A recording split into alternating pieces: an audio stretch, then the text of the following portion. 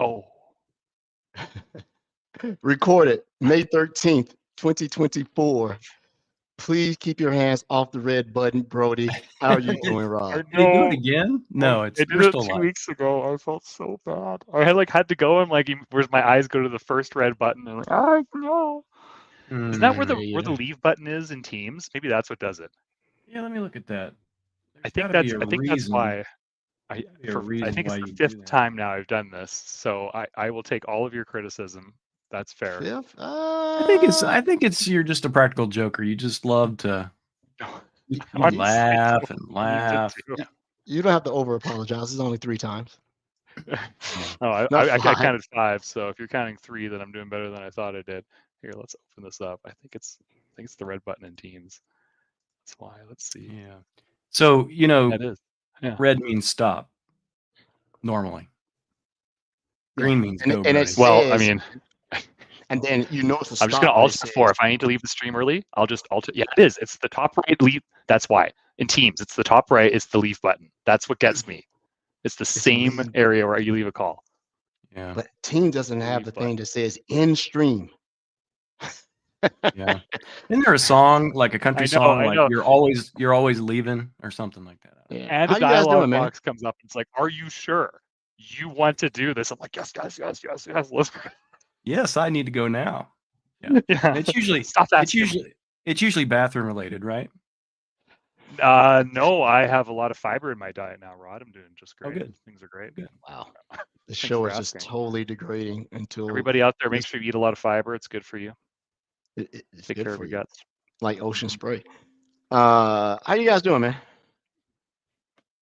I'll let Brody go first since he could go at any time. He could hit that red button at any time. I'll let him go first. Oh, I thought you meant to the bathroom. But go ahead, Brody. Either one. I'm doing good. Last week was awesome. I was telling my co-hosts here I had to unexpectedly not be on the show, which I was very sad about. But I saw the recording with Chris and it went awesome, as I knew it would. But last week, basically, like this is my last week of work with customers. I'll still be around until baby comes, but I was it was just on-site meetings, get everybody prepped. We're designing this whole data protection and governance program for this and strategy for this customer, and we crushed it. We crushed it all week. We crushed it. It was fantastic. And then I took the day off on Thursday because I went to the mountains and I played some golf and did a golf fitting. My buddy's a pro at one of the golf courses up there, so it was nice and sunny. Got to get out of the office. It was great. So things are good. I was actually really referring to you could go at any time because this is your last week, right? Oh yeah, I think I'll be on Monday. It's actually it's a long weekend in Canada, but I don't think I'm doing anything. I'm just kind of hanging out and making sure that when Amanda's ready to go, it's time to go. It seems like it's been forever since you first told us that you guys were pregnant, and now the time is here, right? Now the time is here. Yeah. Now you're trying to buy more time. Can I get another couple of months? Doesn't work. Honestly, I just want to rip the Band-Aid off because everyone's like, "Oh, you're gonna lose sleep." No, it's like okay, let's just do this. I get it. You want to rip the Band-Aid off, but you're not the one giving birth. She wants to do it too. She's like, man, in 2 days, I'd be stoked because she's been killing it, and still is killing it. But these last couple of weeks are very taxing on the body for various reasons, right? So whatever she needs, I'm here. I see Noodles here. That's newly Microsoft christened Noodle, by the way. Yes, Noodle is finally at Microsoft. It's his dream. Let's all give Noodle a round of applause. Noodle, who crushes our really. Discord I'm not channel. A clapper. I'm a clapper. I will clap double for Rod. Noodle has joined his dream company, Microsoft, and now he can hassle us in Teams and see our status. So that's good and bad. I expected him to bother me more. I don't know. So, I just kind of expected. He's been getting fire hosed with training. I tell you, who's bothering me is that old Trevor. I'm just bothering you, Trevor. Hey man, you got to put in an official email. You're bouncing all over the place. We'll get that figured out. I think I know the answer to what you're asking. Trevor's been pinging me about some API exposure for MCAS or MDCA on some of the alert tables. I think I figured it out. I got a trivia question for you two guys, since you've been on the show for so long. All the show listeners, and I mean our listeners, these ones that listen on a regular basis, contribute. How many have gone on to apply and get hired at Microsoft? Oh, apply and get hired. Like, I think the answer is 2, but my brain's like, no, it's 3. There's a third you're not thinking of. So it's definitely Noodle and definitely Trevor. Matt Zorich. Yeah, was Matt. one Yeah, of that's them. 3. Noodle. Yeah. Trevor. Let me think. Who else? Is there another? And then there's the alternate question: how many that have been on the show that left Microsoft? Well, I know we'll of talk about a that, couple. but Yeah, the fourth one keep is positive.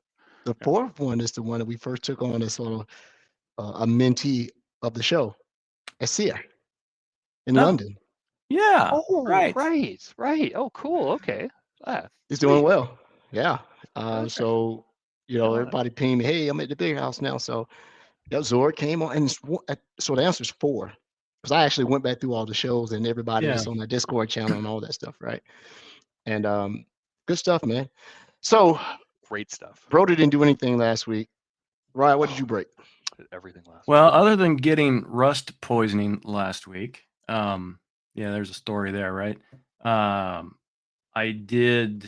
was at that conference. Everybody knows that because we had the show on Monday. We talked about that, but talked about Copilot for Security all week. I think I delivered the first ever content to be used by Copilot for Security as part of a session last week, because I literally I co-presented with Harjit. I don't know if Harjit's not actually been on the show, but I think everybody knows Harjit, but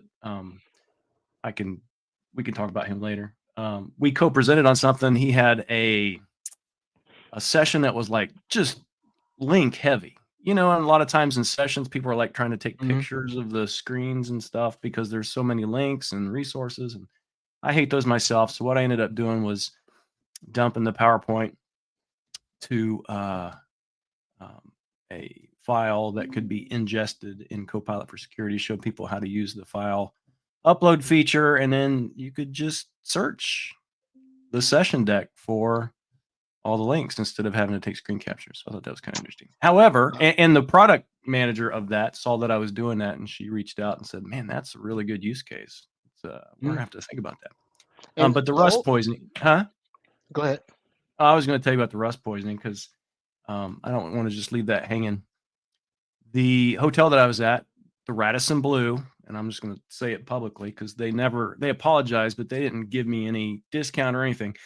I was on the top floor, and you wouldn't expect this to happen, but the bathroom sink rust just coming out of the faucet. And I didn't realize it the first 2 days. I was using that water for the coffee maker. And I don't normally do that, but there was nothing else. And I using that for coffee maker. Like second day, man, I was wrecked. I'm like, what the heck is going on? And I realized, I looked in the sink, and the water that had dried there, it just like dried orange. And I'm like, what the crap? So yeah, I drank rust for 2 days, and then ended up, the conference is attached to the Mall of America, largest mall in America. So I went on the hunt for this huge jug of water, and that's what I used the rest of the week for my coffee and brushing my teeth and all that stuff. So it would be called the Rodney Blue when I was done. Holy crap. I better call Saul. I mean, yeah, we had that happen to us, my wife and I, on a cruise ship, and we didn't pay for cruises for about a year or so. And then on their publicity, right? That's dangerous, yeah, man. you would think they would have given me something, because I went to the front desk, and I wasn't mad about it. I just said, hey, this is something you all need to check out when I check out at the end of the week. I thought for sure they would say, well, let's check it out now. They didn't say that. I even texted it to them with a picture of it and said, hey, I just want to remind you, I did stop down at the desk. I didn't know it about the person I talked to. She may not have worked there very long. I don't know. She took it down as a little note on a little notepad. Who knows where those things go? Probably just in the trash at the end of the day. And so I texted them and everything. Same response. Oh, we apologize for that. Thanks for letting us know. You took it much more laying down than I would have, because I was laying down at some point. Did you get a tetanus shot for your guts? You basically got iodine poison or something, man. You don't know what the hell things. You got jaundice. I got it out. I was once I got some good water. Once I flushed it out, I was fine. Now this show is totally going crazy. Let's get on. Anything else you break? I didn't break anything last week. Oh, other than I did I think I mentioned it on the show last Monday about that Copilot for Intune. Remember that?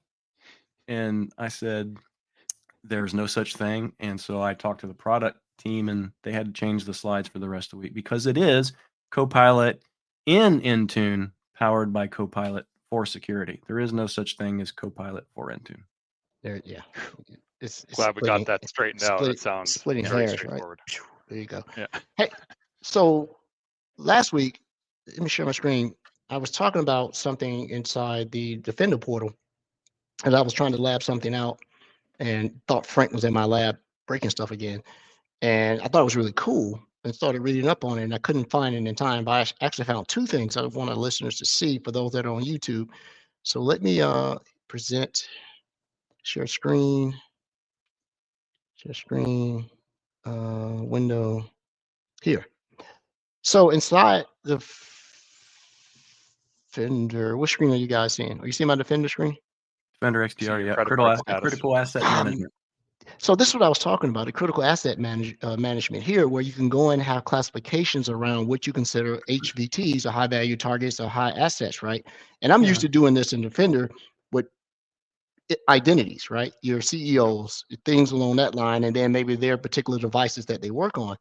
But I didn't really play in this, and I realized, look at the things that they classify as critical assets management, and you would think, you know, that makes sense. You know, because if I can compromise your lifecycle management stuff, I got you. Yeah. Right? And then you look at these here certificate servers, and I said, I got to go around and play with this. And, you know, I don't deliver, you know, on projects anymore. So I'm like, oh, okay. You can go in, create a new classification. Like if you have a group or a certain type of machines, maybe this is where you're doing research on, you know, genome splitting or something like that. But you can see that some of these are already built in based on previous threat actor attacks and things along that line. And you can see that it runs last runtime, who was created by. Some of these assets I don't have in my environment, but if they are onboarded in your directory, they automatically come up on the classification because the status is on, right? So you can see that it says, I don't have any SCCM in my lab. It's enterprise admin 3, domain admins 3, administrators.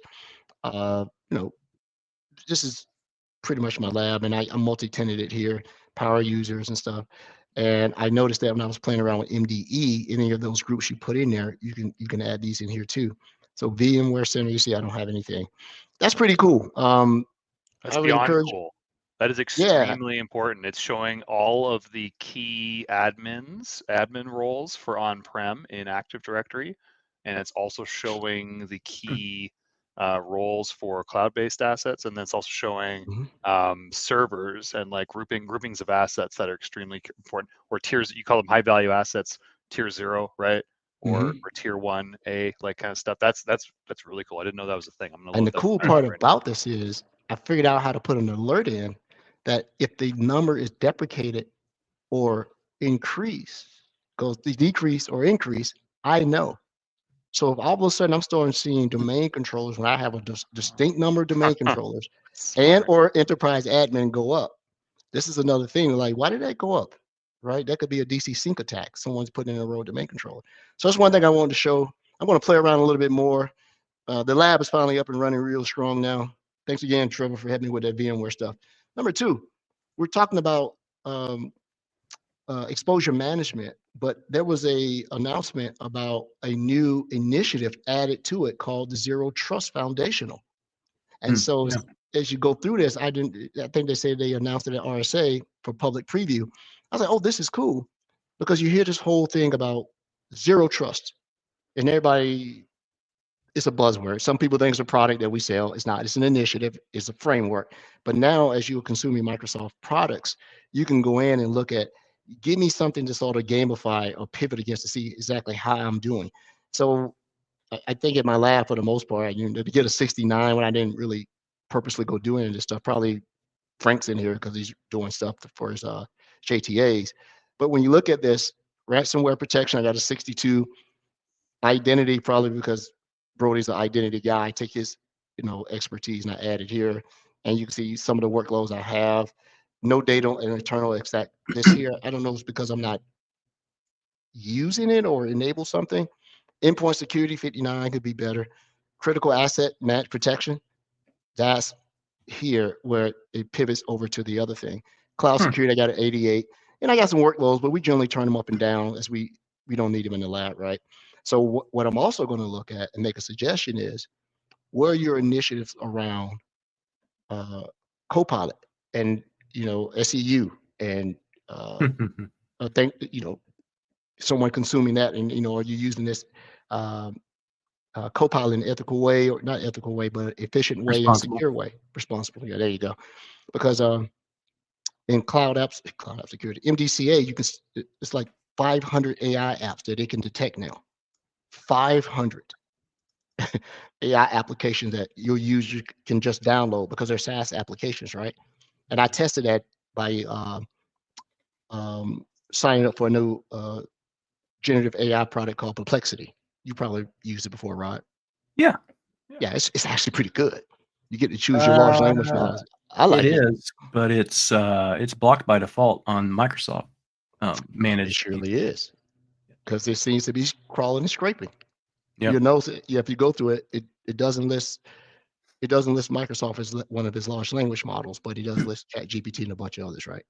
So I just wanted to show our listeners this. I couldn't really figure it out last week. I couldn't find it, but check it out. I'm going to assume that you have to have my lab have all the SKUs in it, right? I just pay for it, and that way I don't have to worry about. That's what I was looking at too. Boy, I suck at a lot of that. I don't have all of it. What before we let our guest song? Where in the settings did you get that last capability that showed the? At the very bottom. No, not in this one. The previous thing you showed, Edward. Oh, I'm in settings, XDR, Microsoft Defender XDR, and then critical asset management. Huh.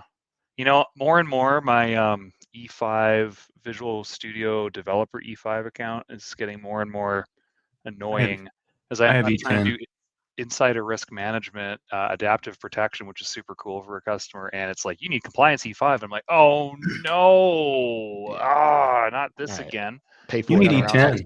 Tax write-off. I got E7. Hey man, we're 23 after, which is extremely long for us to get into it. It's about 7 minutes over, and we want to make sure our guests have as much time as they need.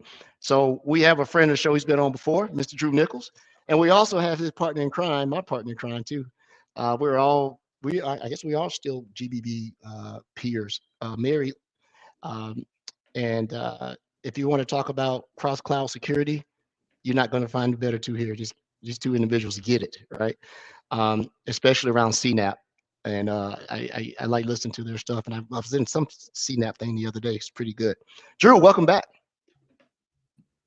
Thank y'all so much for having me. Yeah, Mary and I, like you said, we've been doing kind of the CNAP space for quite some time. And like that really just kind of pivoted very closely to exposure management. And so, Mary, I'll let you introduce yourself as well. Yeah, sure. Thanks, Drew. Hey, everyone. It's good to be here. It's first time here, long time listener. But I've been working with Drew for a long time in the CNAP space, and we're very excited about what we're doing, kind of pivoting more into exposure management. So I see Dean's comment in the chat about getting Brian on here. Fortunately, you're stuck with us, but we're also pretty excited about the work that we're doing in that space, and sharing all of that with you. I think Edward gave everyone a little bit of a preview, but we'll dive into that even further. Oh, I didn't mean to steal your thunder about that. That's all right. Totally we were like, should we just leave? We can drop now. You got this. Totally swung and missed. This was something I had on my notes. Like, hey man, go back and yeah, both you guys gonna give both a better. Those are on our list too, so that's great. Okay, well, I apologize, but sure, come in and make fun of my minuscule knowledge about the product, and guys go through it, right? No, so it's perfect. I did not know. I can't wait to learn from the experts and not just Edward. Whatever. So, tell us about this in a more informed fashion, because you can see that I was just Easter egging. I was actually looking for something else, and this came up. I'm like, what is this? Scratching my head. So if you want to give clarity, show some screens, it'll give better insight about what I was trying to describe. Yeah, no, I think that's perfect. I think that's how a lot of organizations kind of discover some of the new features that we slowly kind of sneak into the products. But maybe we just start a little bit with some of the challenges that we've been seeing in the space that led to this investment. Talk about the journey that we've been on to get us here, and then we can very happily just continue to build on that demo that you were giving and go from there. Sound good? I'm sorry it wasn't a demo. I feel super bad about it now. So yeah, absolutely. No, don't feel bad about it. believe you did that, Edward. It's all right. I thought it was planned. Honestly, I was like, that's perfect. Well, Let's just so teed it up today great. we want to welcome Edward to talk about what? We're not gonna talk about it. CTEM and exposure management. All you, Yeah. Edward. Well, Go give ahead, us You Edward. want to share your the screen out history. again? Give us the history. I've had a brain fart all day. When you work at Long fart. Microsoft, you hear all these things. Give us a journey to this, how we got to this particular product, because I honestly can't tell you, was this an acquisition or home built? Yeah, well, I think like most things that we do, it's a combination of both, right? We've been on this journey for a very long time, and through a series of in-house things that we've built and then acquisitions that we've continued to integrate and build upon, we've kind of gotten to this point. But you know this, and then for anyone that's listening, Drew and I both work in very customer facing roles, and so we're chatting with organizations all day every day about some of the challenges that they have. And what we found is that a lot of the pieces are there today, these individual components, but what's missing is a lot of the context that brings all of that information together. And so that's where, when we're talking about what have we built versus what have we potentially acquired and brought into the Microsoft portfolio, it's a healthy mix, because we think back to some of the earlier posture management solutions we had, like the identity security posture management, where we were looking for things like unused accounts and legacy protocols and things like that. That was there as part of our Defender for Identity or Advanced Threat Analytics solution. And then when we look at where we built from that, so the Defender vulnerability management, right? A combination of things that we built through what was in Defender versus things that we acquired through the Defender for Endpoint solution and evolution there. So bringing that data in, the Risk IQ acquisition was another big one, right? Like, we tend to look at security a lot from what do we know about our organization today, right? What are our assets? What's the connectivity between them? But an attacker doesn't necessarily have that view, right? They're often looking at these organizations outside in, using a lot of open source tooling. And so Risk IQ helped bring that in, helping us look at each of these organizations from their outside attack surface. So that's another one where a little bit of an acquisition, but then we further built on it. And so what we're doing on the exposure management side is kind of like what we did with XDR, right? We took these individual components that were very solid in their own right and brought them together under that umbrella, right? We had an endpoint protection solution, we had an identity protection solution, we had a CASB tool, and we brought that all under XDR and started to integrate them more. And so when we think about exposure management, we're taking all of these individual components that I've mentioned and then just bringing them into a single umbrella where we can get that contextual insight across them. And I'm sorry, Drew, I have just been chatting away. No, I think what kind of Mary's talking about is like our journey, but one of the things that we got to really think about from our customer standpoint, right? So for those that know, I used to be on Dart for many years, and one of the things that time after time when I'm doing my investigation, I mean, 0 days are like, we see the movies and everything, like a hacker gets in with a 0 day. That's not how it really works, right? Like, they're logging in to an exposed like 3389 port, or that someone's clicking a link and they're downloading malware, and a domain admin's logged into the device and they're just like, boom, Mimikatz, the domain admin. We've done a study at Microsoft, and it kind of echoes what I'm saying. There is 99% of successful attacks are due to just basic hygiene issues, right? And so we're not trying to answer the 0 day issue with like exposure management. What we're trying to do is get rid of the noise. And so in the industry, there's a new term called CTEM, or continuous threat exposure management. And this is the whole idea of our exposure management solution, is this idea of shifting your mindset. I always give the example, right? If you have two servers, one server's got a 9.9 CVS score, another one's got a 9.0. Historically, we would go straight with the 9.9 because that was the higher number. That means critical, that means bad. But when you take your like hat off and you start looking at the server individually, that 9.9 maybe a developer stood it up. It's not on the network. It doesn't have any like privileges to do anything. It doesn't have a managed identity. But that 9.0's domain join, it's on the network. It has direct access to your DCs. Maybe your domain admin's logged onto the box. So if I compromise or exploit that 9.0, now I have a much more impact on your business. So the whole idea of CTEM and for us exposure management is this idea of looking at the potential blast radius of if a vulnerability or an exposure is exploited. So Great point. Well, and thinking about what you just said, I think the way you started that was still kind of focusing on kind of the simple things that should have been done in the first place. And then because you are customer facing and because our tools evolve over time, are you still seeing that majority of customers still kind of need to start there? Well, I think that's part of the problem, right? Is that we tell customers there's these foundational things that you should be doing to protect your environment. But when you look at the complexity of the environments customers are working with, right, a lot of them are moving to the cloud and they have a variety of different resources, right? They still have some stuff that's left on-prem, very common that we're working in a hybrid state. And then also they want to take advantage of a lot of the different efficiencies offered by each of the different cloud providers. So it's not just now we have on-prem and we have Azure, it's now we have on-prem, we have Azure, we have GCP, we have AWS. And the size of the security teams isn't growing, right? We talk about this a lot. We're just expected to cover a lot with the same number of resources. And when we're moving into the cloud, we have so much flexibility and it's constantly evolving and we're constantly introducing new features like we were just talking about with Defender. Look at these new features that just suddenly popped in here. So the security team needs to be aware of everything that they're actually responsible for and then also aware of what the recommended practices are around securing those resources. So we have a hard enough problem securing just on-prem environments, right? And that wasn't necessarily changing significantly. And then we've almost gone like full speed ahead when we move to the cloud. And so we look at it like what you could have stopped 99% of these attacks with some really basic controls. And customers are like, well, there's this list of hundreds of thousands of resources that I'm responsible for. What do you mean I just needed some basic controls? What controls do I need? Where do I start in this list of everything that seems critical?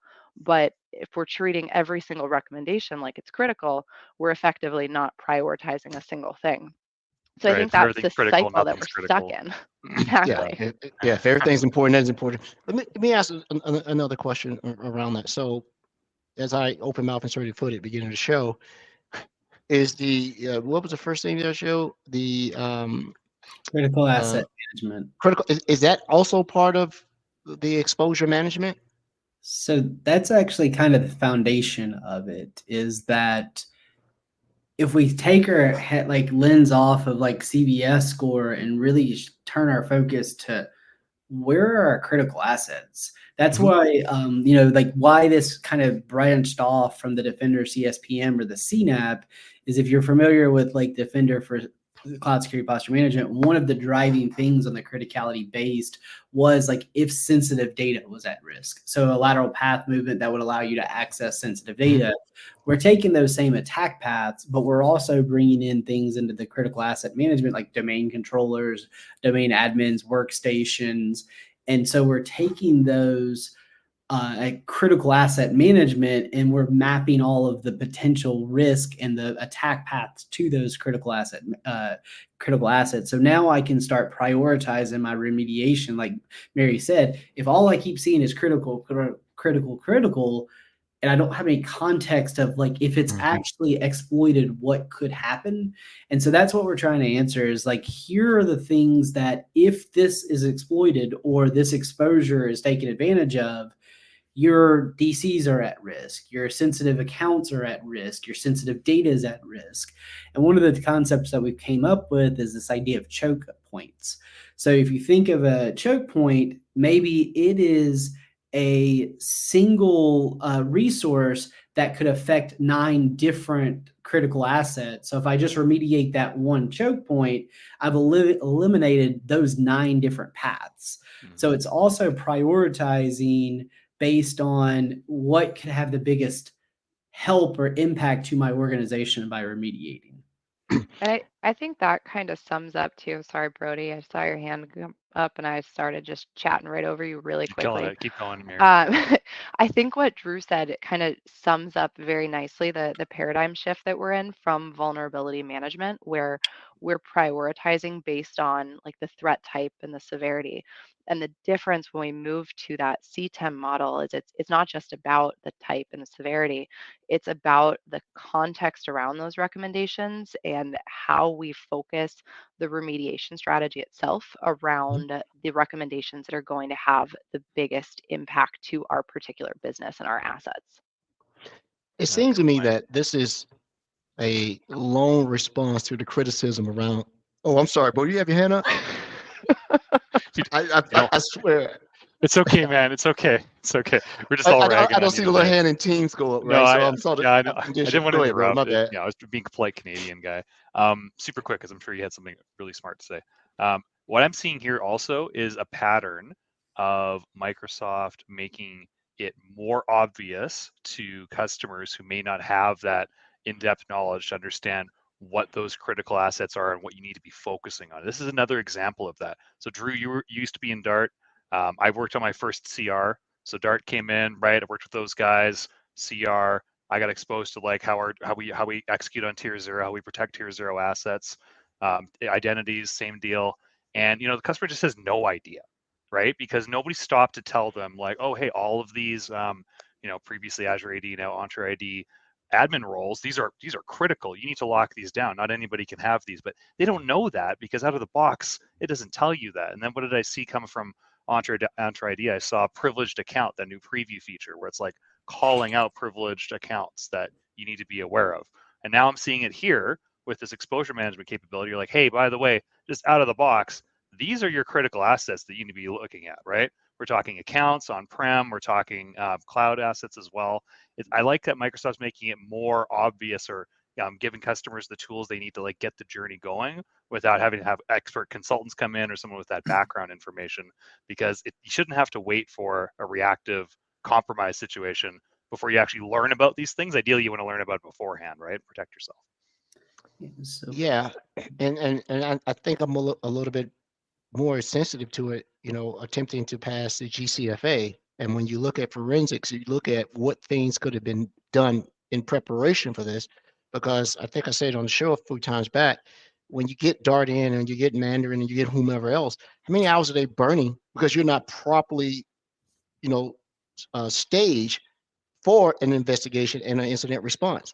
You can, the percentage has to be low double digits of organizations that are really prepared for an incident response out of the gate. So when someone shows up, I don't have to go back and try to turn this login on retroactively. It's useless now of a sort, because now it's hard to put a timeline together and what did they say? The evidence of execution a lot of times, things that have happened. But let me ask you this: Is this product? There's two questions actually. First one is this: it seems like this is a long-term direct response to the criticism that Secure Score wasn't that. They were like, Secure Score was gamified. We had 5 of them, right? Or maybe 6 of them, right? Identity, 365, all these things. This seems to Running have out a of little bit fingers more. there. Yeah, they were all over, right? And so people are like, well, you're not giving me any context. It says do this thing, and if I do this thing, and it makes my score go up. What else did I improve alone other than that spot thing to do? So I like the way this is laid out. That's the first question, or basically a comment. Let me ask you this: my lab is sort of, big shout out to Katrina Quake for putting my lab in all of the private preview stuff. I just see stuff getting turned on, right? How do you consume this? I made a joke about the license. How do you get this exposure management? Because when I went to my lab, I saw it there. I'm like, when did I get there? Yeah. So right now, and you may have noticed a few other things since you're in all the previews, right? We're pulling in a lot of different components all into that same portal. So it's part of a much broader effort to unify the entire security experience. We're bringing exposure management in, we're bringing Sentinel in, we're bringing the Defender TI data in. The way that we're looking at exposure management right now is it's not necessarily a new solution, right? We're taking all of those 50 secure scores that we had before and bringing them into a single a single score, a single prioritized um, recommendation set that you can work with. So that's part of that journey. But it's really more, and it sounds a little cheesy to say this, but I think it's the correct way to say it. It's more of an architecture than a new solution. So Mm. it is in public preview right now, which is why you see it there, why others should be able to see and have access to this within that unified experience. In terms of whether this is going to be part of E7, I saw somebody's comment in the chat about the EX SKUs there. The formal business model for it is still being defined. So I don't want to stick my foot in my mouth and say anything here. But right now it's more of you have EASM, you have the identity security. I think that joke is very funny. Yeah, it's pretty funny. I thought so. The chat disagrees, but big fan. And so it's taking those individual components that you already have that's already part of your licensing. And so if you have CSPM as an example within Defender for Cloud, then that's going to be one of the feeds within exposure management. If you have Defender for Identity, that's going to be one of the feeds within exposure management. Same thing for our vulnerability management solution. If you have that solution and that add-on, it's a feed into exposure management. So exact specifics on what that's going to look like, I think since it's in public preview, it's still a little too early to say. But right now, I think that's the best way to think about it, is it's consuming the licenses that you have available. So if you only have some of those, you're only going to see a subset of that data based on the individual components that you have. But also kind of agree with you, Edward, on the secure score didn't have enough context piece. But taking out Microsoft's exposure management and really kind of highlighting why this whole continuous threat exposure management arena has became very popular. To me, it's one, if you start rewinding back to the 2017, and I do love Zero Trust, but one of the foundations of it was this idea of assume breach. And what we saw within when assume breach became very popular, we saw this huge pendulum shift to a lot of organizations primarily focusing on the detect and respond capabilities of the NIST cybersecurity framework. And we're starting, and basically now a lot of organizations are just tired of getting popped. And they're like, how do I put my guardrails? Like, I need to really start focusing on, because if 80 to 90% of ransomware attacks start on unmanaged devices, we've got to get the foundations back, right? Like I was in a CISO meeting with a large organization last week during RSA, and we're sitting here talking. He's like, I need my team to get back to the basics. I don't need to really worry about the 0.001% chance. I need to really hit that identify and protect stage. And this is really just helping organizations as an area CTEM, help organizations to understand where your assets are. Because unmanaged devices can be the bane of of a lot of organizations' existence.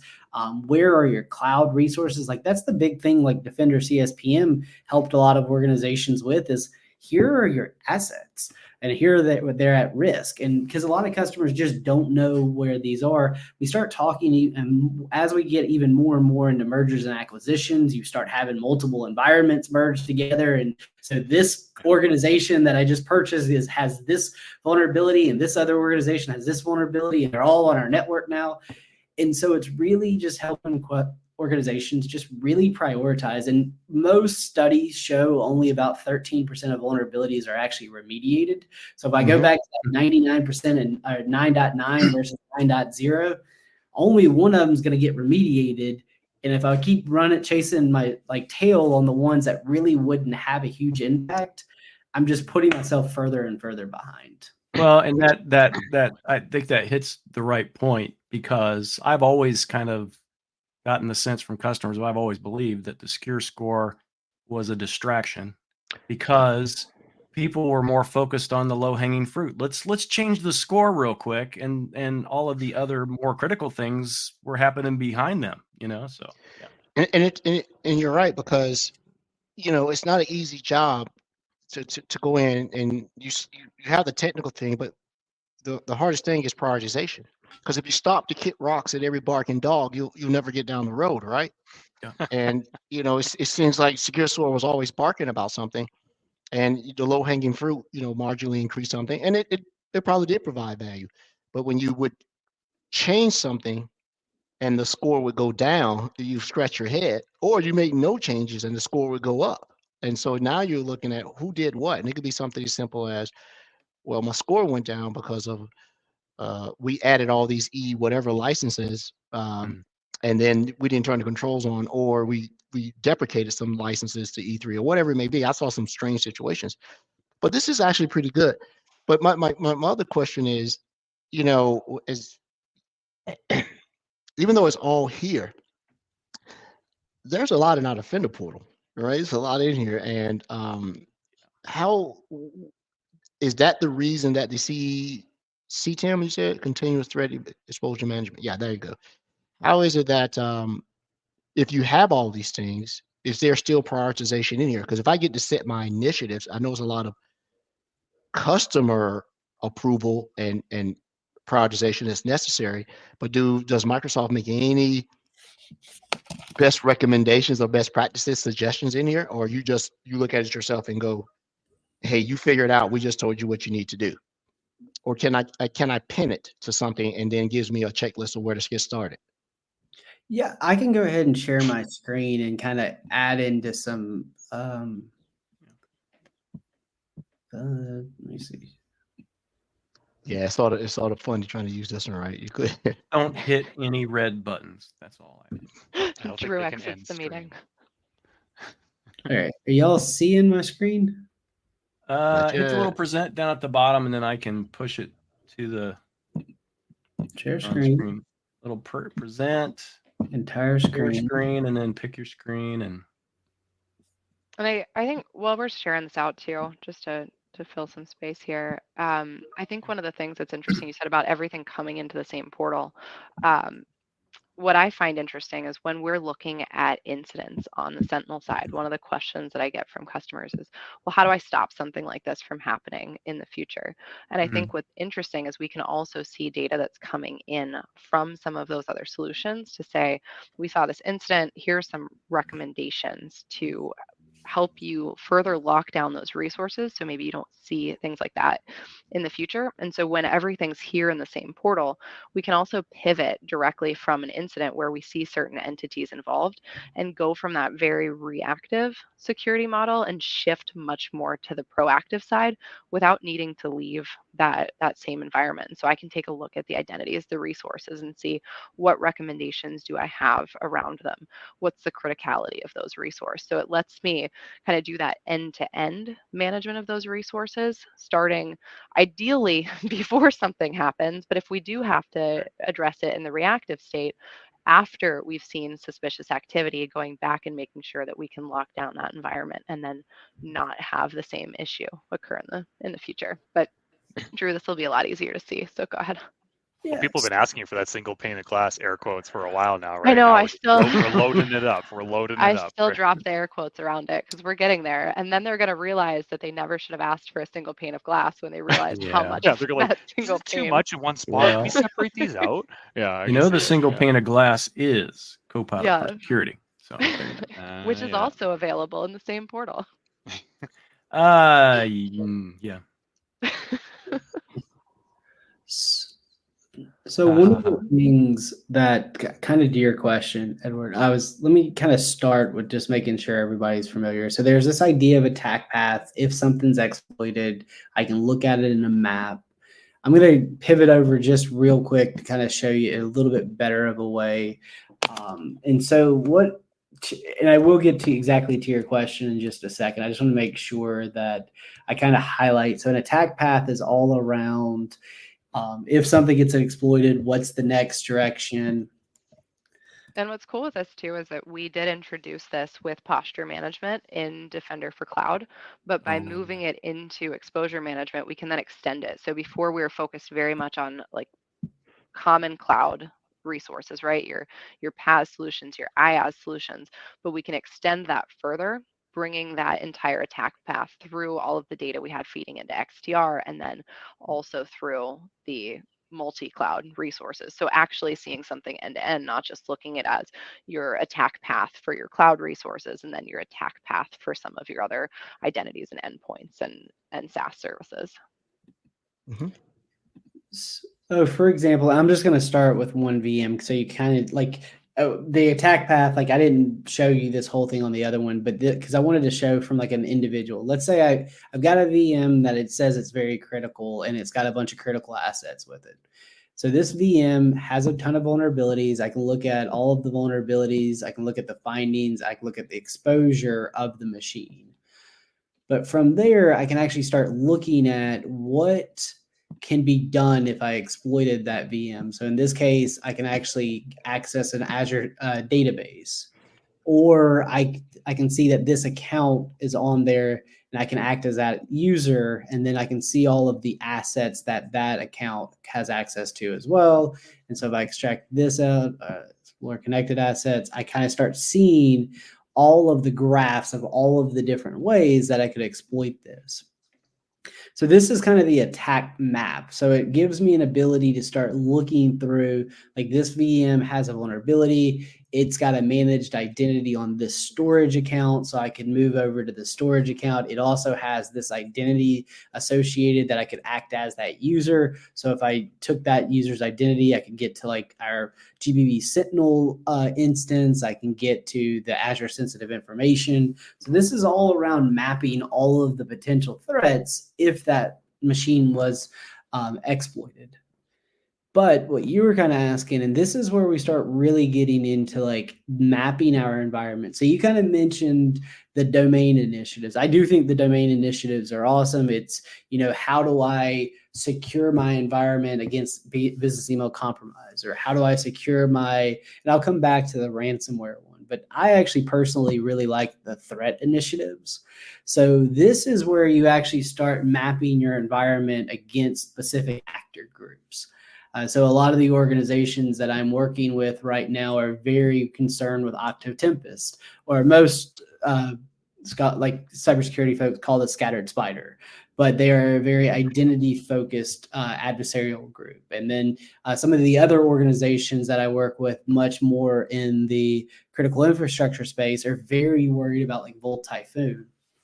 One of the things that we're also trying to help organizations is with our TI and just in general is not all attacks, like not every customer is worried about the same attacker, right? Like we can't just say you're worried about an attack. Like depending on the industry that you're in, there's different actor groups and they have different motivations. And so if you're a government entity or a critical infrastructure entity, you are concerned about a couple of things.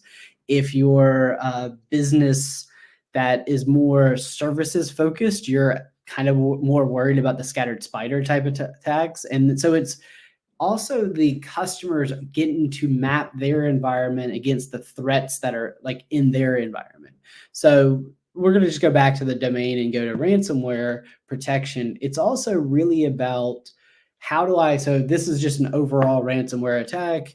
We have this idea of security recommendations and impact. And so here's all the things that I'm non-compliant.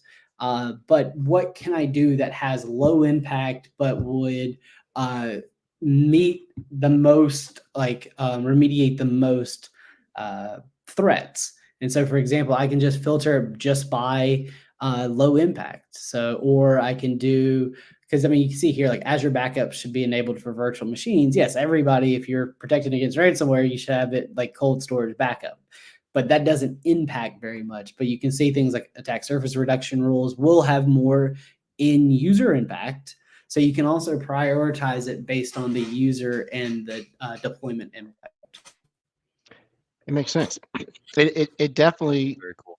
gives insight to my foot in the mouth, just saying, "Ooh, look what I found." Now I know what I found. I saw this in here, right? Because it was like, "Ooh, candy." This is really cool. And so you answered the question on prioritization because you sort of get a common criteria or a common knowledge thing too. Because if you strengthen your resilience in a certain actor, you may inadvertently strengthen yourself against another actor, propensity to do things, right? Because they're just taking a different way to get your identity and things along that line. So being able to go inside of the portal, look at Threat Explorer inside the Defender portal, and read what actors are doing, and then actually looking at what their tactics are, and then coming back here. I never pieced this together. And now I feel really bad having a brain fart. When you came on, man, I'm so used to associating you with CNAP. My brain just went CNAP. I would have been quiet. You should have Oh, just no rolled worries. with it and acted like it was all planned. Yeah, exactly. Yeah. That is. And what you can see though is like a large part of like CNAP or Defender CSPM is remediation and prioritization. So if you think about like cloud security posture management, that lives very closely in that identify and protect stages of the NIST cybersecurity framework. Mhm. Defender vulnerability management, same thing. It's most organizations, most cybersecurity people call it like left of bang, right of bang, left of boom, right of boom. So typically things like any kind of SIM, something of that nature. XDR is that right of bang. So after an incident happens, left of bang being before an incident happens, protecting against the potential impact. And so CSPM, Defender Vulnerability Management, Identity Security Posture Management, EASM, all of these tools are in that identify and protect stage. So that's why I was mentioning Mary and I, we're both very deep in the CSPM, but we both also are now covering a lot of the exposure management pieces. Okay. Yeah, this is super interesting. I don't get to get into the in-depth calls like you guys, like I used to, and just role differences, right? But still being second to the game is good. Seeing all this stuff come out. So as this evolves, what do you guys see the next thing, right? And I'll ask the thing because it's still consuming air. How does Copilot feel in all of this now? Just hypothetical. If Copilot for security, I want to be delivering which one I'm talking about. Is that being considered in the innovation around these products, that Copilot has the exposure to, or the not the exposure, the insight to take advantage of these products? Yeah, I think you're getting ahead of things, Edward. Here we do have a conference coming up in a couple weeks, Build, where I think we are going to share maybe some more insight into what's planned. Hard to say. But I do think more generically, I can say that with all of the security products right now, we're considering how we can leverage AI more heavily, and Copilot for Security is a big part of that. We have already shared the Copilot for Security integration into that Defender portal. So I think I can pretty safely say that we are building more and more of that experience into that portal, and then just of course bringing it across the entire stack. But by having it in that unified portal, we're essentially being able to bring all of this, the power of Copilot to it, right? So the Sentinel side, posture management side, the XDR side. So I think we're going to see more and more developments in that area with what that integration is going to look like and how we can use Copilot to further boil down some of the details that we're trying to simplify as much as we can within exposure management. Yeah, I asked the question now because eventually it'll get back to Brody, Rod, and I about, our listeners will ping us offline or hit us up on LinkedIn. So I sort of preempt them from asking, why didn't you guys ask this on the show? So Bill, will you two be presented, Bill? Drew? We will. Mary? I'm all conferenced out right now between RSA and partner coming up. Mary and I both presented last week at RSA, and like one of the presentations was on exposure management, and it pretty much every customer in the room was just nodding their head like, yep, that's my pain points. Yep, that's my pain points. And to your question about like like where this kind of fits in, right? Like, so one of our slides that we do from marketing or whatever has, it's got the circle, and it talks about the XDR, it talks about SIM, and then it says, and we're bringing in the exposure management. So it's like the three legs of the stool. And Mary and I were on a call, 2 or 3 weeks ago with a large law firm, and we were kind of showing this, and we were showing some other pieces. And the first question they asked, like, okay, I found the resource that had the biggest impact. Now I need to pivot it to see, like, was there any alerts, and vice versa, right? Like, so you might see alerts, and then you want to see what potential assets were at risk if that machine or that resource was exploited. And so that's why we're putting it in like the circle, because there's going to be many times when you're doing your vulnerability updates and figuring out prioritization based on the impact, you also want to see was any alerts actually done against that machine. Yeah, I can see that as customers' assets, base grows. You got to have some of the stuff that just weeds through the noise and get you to the point where you can do the best use of your time. And Copilot for Security is going to be that. And you still need experience and human intuition, right? There's nothing wrong than a good hunch. A good hunch has solved many movie plots, right? I had a hunch, and take a look at this. And you coming from Dart, sometimes you have to really think about what were they trying to do here, right? Because everything starts off the same, but what were they trying to achieve here to do that? This is really good stuff. We may have to have a part 2 on this, or maybe you guys come on and do your RSA presentation. keep me and Brody off the show. That way I don't present and he doesn't shut you off early. You'll be safe, right? That's perfect. We can actually talk about CNAP on the next one too. I tell you what, Awesome. I'll hold you to it. I'd like to talk about CNAP. My brain has just been doing CNAP, and we should talk about that very much so. We're getting booked out on Rod. Well, yeah, I have some other stuff to add to the schedule already, but probably like June or July, something like that, if that sounds good to everyone else. And Drew, by the way, you were on episode 110. I was just kidding with you. I went out and verified. Yeah. So it was 100 to go exactly. That's cool. Yeah, there you go. But episodes. One thing that I definitely wanted to highlight before we talked about the 99% of successful attacks were just due to basic hygiene issues. The flip side, though, is most organizations, like this was a Microsoft study that we found, have over 800,000 exposures for their environment. And I mean, this is like low fidelity, like alerts. This is all kind of things. This is dormant accounts. So when we talk about exposure, though, we are talking about not just like endpoints and servers, but do you have admins and sensitive accounts that haven't logged in 180 days? Do you have applications or users that are over like app IDs or users that are over permission? Do you have cloud misconfigurations? But if you think about like 800,000+ vulnerabilities or exposures, it's just so much. Like it's just so much to take care of. So we've got to have a better way to do our remediation strategies.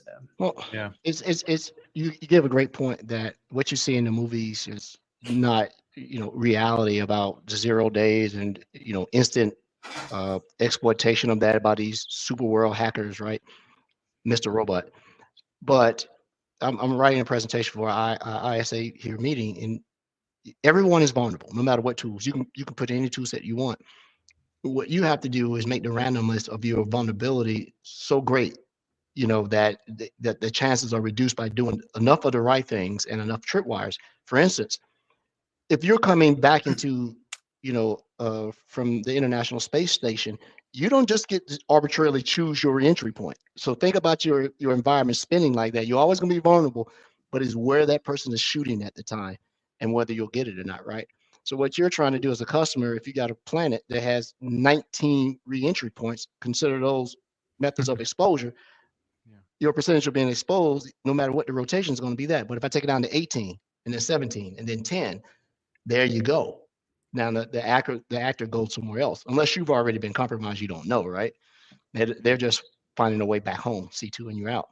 But yeah, or if they have a teleporter. Teleporter would work. That's another another entry point. Are we shooting ourselves in the foot, by the way, because our products are so good when a customer turns them on? They're afraid to turn them on. It's scary because they're like, holy crap, look at that. We're exposed everywhere. Well, to Edward's point, I love when I'm talking to customers about this, I always say the bear analogy, right? Like you don't have to outrun the bear. You just have to outrun the other people running from the bear. And like, that's the whole point, is just, you've got to be secure enough, because 0 days are very expensive. And I'm not saying for every organization they don't have to worry about 0 days, but there's very few adversaries that are going to waste a true 0 day on if they can just log in on that exposed server on the internet and then just hang out, like just using credentials and moving laterally throughout the environment. Their path of least resistance and least cost is what they're going after. So if you can just outrun the other people running from the bear, they're going to move on and worry about somewhere else. We're just a picnic basket. I think that works. And you're right. I see exactly the analogy working, because if you're outrunning the bear or the lion and it gets the antelope, the other antelope, no, don't go that way or go do something, right? And so now there's a sacrificial series of entities that succumb to it, but now the world knows. That's what they're calling IOCs and CVEs and things like that. Sometimes being that person, I say it all the time. Life is fair unless it happens to me first. Just, I don't want to happen to me first, and life is not fair. I want to happen to someone else first, right? But we really, really appreciate it. You guys coming on, and once again, apologies for not truly understanding the topic, as I wanted to just show what I found. Ooh, the candy. And Mary, I make all the meetings you're on. I see them. I pop my head in there every so often. And, I don't decline say all the meetings I'm on, I think is what I'm hearing. No, you've never seen me decline your meetings. Not like that. I see you counseling the meeting, the learning between the GBB, but that's offshore topic. So let's get you back on to talk about CNAP. We'll find a date, Rod, before we book out through August and September. Let's get them back on the show. I really want to hear about that and how we tie all this in. And shame on Beth Biscoff not coming on and co-hosting. Putting her out there, right? Anything else you guys want to close with? We're like 7 over. Oh, okay. That sounds like a plan. Is Beth actually named after the cookie? She says she is not. She's probably gonna beat me over the head. It just hit me. Because I had a Biscoff cookie on the flight from Minneapolis on Friday. I think we told that joke when she was on the show, Rod. This is why she's not coming back. That's why she's not coming back on the show. Lame dad jokes. Why she doesn't? She won't speak to me anymore. So yeah, for our listeners, we're definitely going to get Mary and Drew back. We're going to talk about CNAP and bring all this together, and maybe there'll be a rehash of this topic to make sure that we segue into it. But I'm stoked about this, right? This is really good stuff. To our customers, if you have this, I know it could be daunting, but our learn material is actually pretty good. If you go out and just take the time to read it and make yourself a prioritization list, you'll be able to do it. Which is why you have consultants and partners, right? If you got the tools, you may not know where to get started. You bring them in to do it. So, well, that concludes our show today. The next show is Monday. As you know, we don't record on Wednesdays unless it's a theme month. It's always on Monday. And we're glad to have Brody as long as we can before he has to go have a baby by proxy. Or the other way around. Baby. By proxy baby. Yeah, I'm a proxy baby. Where I will be the external exposure reviewer of risks at a very high level. I'll be like, okay, I don't know where you're going. And it looks like protecting the little one from everything. I'm gonna be so obsessive over that. Well, she's gonna have an awesome godfather in Edward right here, so nobody's gonna bother her. You're not gonna be the godfather, Edward. Sorry. But we took a vote. Did we I don't remember this vote. Edward and I took a vote. It's Edward. Yeah, I bet you two did. Yeah, a vote of 2. Yeah, no doubt. She's not dating till she's 35. Period. I think the important thing to remember here is that you cannot protect them from everything. You just need to be able to prioritize the most critical risks. Oh, well, look at what she did on that How to Close the Show. Wow, bringing it back. Bring it back in. See, it's always something. And since you will be changing diapers, assume breach. Gross. That's another thing. Well, everyone, thanks so much. We threw some good links inside the show. Yep. As we publish the show, we'll put all of the contact points out for Mary and Drew. Watch them, follow them on LinkedIn. If there are any presentations, definitely follow it. Drew and Mary do great presentations. I've sat on a couple myself. And you have any questions, hit us up in Discord or any one of our numerous media outlets. We really appreciate it. Except for Meta. Don't ping us on Meta. Don't do that. We'll be good. Thanks, everyone. All right. We'll go next week. Peace. Mary, thanks, Drew. Take care.